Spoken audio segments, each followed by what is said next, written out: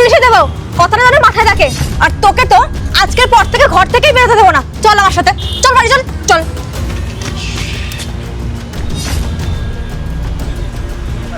দিদি, আপনাকে অনেক অনেক ধন্যবাদ। আজকে আপনার জন্যই আমার জীবনটা প্রাণে বাঁচলো। কি বলে যে আপনাকে ধন্যবাদ জানাই, আপনি যদি না থাকতেন জানি না আজকে হয়তো উনি আমায় বিক্রি করে দিত।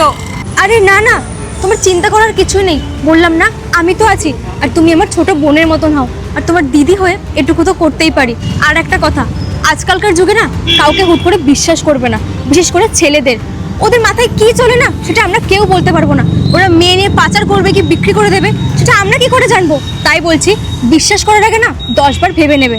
যাই হোক, এখন তোমাকে রাস্তাঘাটে একা চলতে হবে না, আবার কোথা থেকে কি হয়ে যাবে বলা যায় না। তুমি এক কাজ করো, আজকে থেকে তুমি আমাদের বাড়িতে থাকা খাওয়ার কাজ করবে, ঠিক আছে? চলো আমার সাথে। ঠিক আছে দিদি। হ্যালো বস, মেয়েটাকে তো মেয়েটা দিদি নিয়ে চলে গেল। কি বলছিস দিদি নিয়ে চলে গেল? ওর তো আগে পিছে কেউ নেই, মেয়েটা তো অনাথ। আচ্ছা, তার মানে আমাকে বোকা মালিয়ে মেয়েটাকে নিয়ে চলে গেল।